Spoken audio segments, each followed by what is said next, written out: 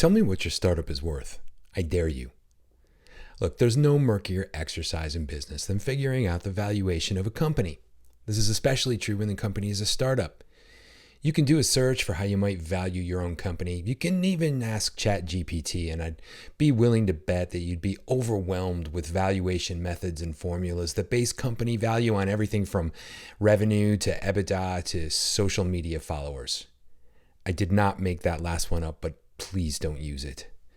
I've sold companies that have had little to no revenue at sky-high multiples. I've also run into brick walls trying to get an acquirer to value my company more than prior year's revenue.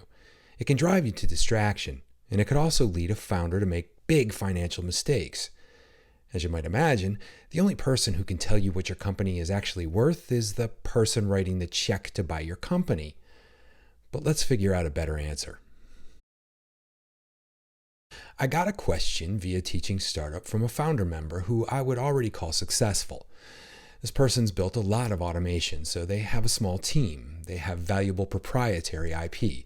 They operate on a subscription model, so they know their CAC and they know their LTV, and they can forecast growth relatively accurately. They'll generate between $1.5 million and $3 million this year on greater than 50% margins. They believe they can grow at least 50% year over year over the next 3 years. At that point, the founder, who has been doing this for a while, wants to sell. One problem: even though the company seems to be printing money, they don't want to get lowballed on the multiple. Let me quote him. I see so many variations from 4x being high to 8x being super, but then I see companies publicly trading at 40 to 80x, so it's a little confusing. Everyone I ask has a very different answer. It seems like it's just a crapshoot as to how strong the economy is, whether acquirers are in buying mode or not, and if the acquirer is buying for income or growth. At this point, all I know is if I have a solid business that runs without me and makes crazy money, I will for sure get 4x revenue. But how do I get 8x or 20x? My answer is yes, you're right about all of that. So let's take a breath. Just to be clear, this is not financial advice, and it's based solely on my own experience. You'll want to engage with an attorney at some point, one who specializes in mergers and acquisitions, and a good one will have more data than just my data. My first thought is the obvious one. Why do you want to sell? I don't mean to get into your personal life, and I'm sure you have a valid reason, but from what you describe, you sound like you're running a business that's a perpetual motion machine and doesn't take a lot of your time. That's good. And so I ask because if you're not being forced or pressured to sell, the first thing you want to do is put together a timeline. In fact, when founders come to me and say things like, I need to sell my company right away, I'm like, you're kind of screwed. And that's because the primary factor in getting to your valuation, beyond all those formulas and multiples, will be your leverage position when you sell. If you don't have to sell, you have more leverage. And ideally, you'll want to be on the radar of several potential acquirers so you can use that leverage to get a better price. When I sold Exit Event, a startup networking and information source, back in 2013, it was very much a public-facing entity. I was waving away acquisition interest almost from the beginning. So when I did decide to sell, a decision I made to be able to spend all my time working on a much bigger startup play, I already had a group of 4 potential buyers I could go to. 2 of them turned out to be serious. 1 of those turned out to be perfect. And it still took about 4 months of negotiation and another 2 months of lawyering. So your timeline should start now. Now, in my experience, most acquirers will use last year's revenue as a baseline. But what they're mainly looking for in terms of a multiple is year-over-year growth. And the number they'll fixate on is 100%. In other words, you want to be doubling revenue every year. Now, this is usually a standard for pre-profit or pre-EBITDA companies. Once the company becomes profitable, it makes sense to forecast revenue growth at less than 100%. Still high, mind you, but less than 100%. Instead, you'll want to be pushing to grow EBITDA at 100% or more. And yeah, the valuation multiple is going to be all over the place. There are a few standard guidelines, and let's talk about those. Obviously, the earlier the company, the higher the multiple on revenue. But that's just due to the math. It doesn't mean more overall money into the transaction. For example, if my revenue is $1,000 per year and I sell the company for 20 grand, that's a 20x multiple. Service-based companies rarely sell for more than 2 times to 3 times revenue, and if the company is just not plain killing it, it'll be more like 1x. This is because the valuation is based on the output of people and their time, which are finite resources, as opposed to intellectual property, which is less finite, though not infinite. The lower multiples are also usually a case of the acquirer not being sure that 100% of the customer base will remain or re-up when ownership changes hands. It's almost always the IP that's baked into software or otherwise technical companies that gets them into that 10x to 20x stratosphere. But there are often other industries where a 20x multiple is not shocking.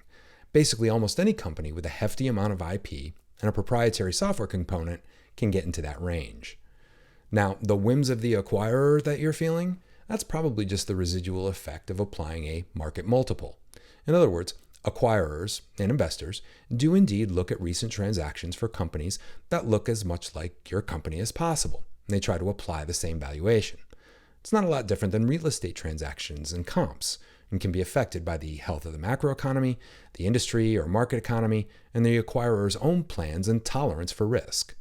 But all of those are guidelines, because you're gonna get what someone is willing to pay.